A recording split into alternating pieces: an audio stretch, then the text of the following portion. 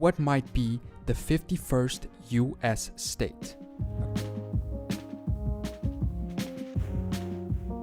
And Hawaii, voters were asked a straightforward question. Should Puerto Rico be admitted as a state of the Union?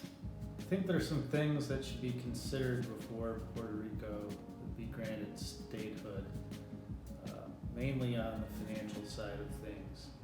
Puerto Rico's debt rating is in junk status, and currently none of our 50 states have such a low credit rating. In terms of for Puerto Rico, though, they would gain a lot from becoming a state. We could gain a place to go for vacation for some people that had that capability, and we wouldn't need a passport. It would add to our gross domestic product. Also has unemployment double the national average, and its average income is about half of the poorest state in the 50 United States, which is Mississippi. I'm for adding states. Why not make Manifest Destiny, broaden it past the continental? We already did it with Alaska and Hawaii. Why not more? Now, Washington, D.C. Should it become the 51st state of America? Statehood would give D.C. and most likely the Democratic Party one more vote in the House of Representatives and 2 more votes in the Senate, which means the actual obstacle to statehood is politics. Indeed, always, statehood is a political question.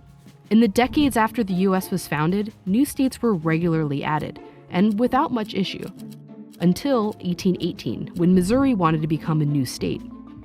At that time, power in Congress was evenly balanced between states that allowed slavery and states that didn't. Missouri, which would become a slave state, would tip that balance, which representatives of the free states didn't want. So Congress came up with a compromise. Missouri would be added at the same time as Maine, a free state, a pair to keep the political balance. After that, states were mostly added in pairs. Arkansas, a slave state, with Michigan, a free state. Florida, a slave state, with Iowa, a free state. Texas, a slave state, with Wisconsin, a free state. And that system has also been used to keep the balance between the political parties.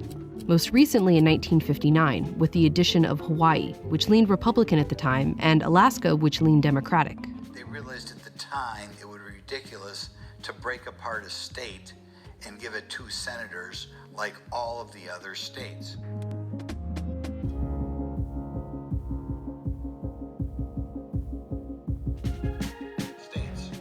All of the states, the 50 states to a variety of degree, have a given amount of agriculture.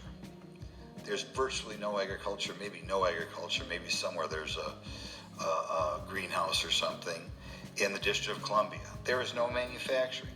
There is no mining or logging, or if there is, it is so tiny we can barely see it. It is you.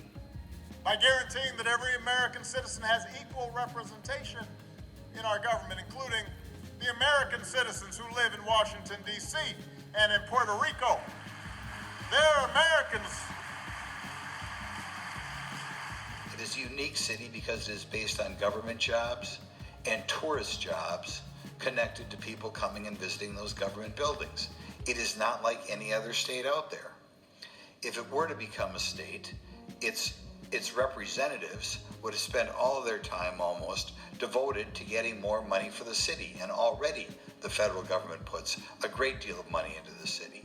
Since D.C. is so small, would you just not make it a state, or could you add it to Virginia or Maryland? Last week in the riot, since Washington, D.C. isn't a state, they had to call over the National Guard from Virginia, which arrived late since they're not a state. Guam, capital Hagatnya. This is located in the Pacific region of Micronesia. These people are Micronesians, and it is an unincorporated, organized territory. So that means the people here do have citizenship. It's basically one big island with a few small rock islets, divided into 19 municipal villages. There are multiple US military bases on the island. The motto is, it's the place where America's day begins, due to the fact that it is in the 10 plus UTC zone. So it's technically the earliest time zone area of US territory. They do have a delegate to the House of Representatives, and they can vote on committee meetings, but not floor votes. They can vote for U.S. presidential elections, but they don't really have a seat in the Electoral College, so it doesn't really matter, kind of. But anyway. If you think Guam's just too far away from America, Australia is closer to Hawaii than Hawaii is to America.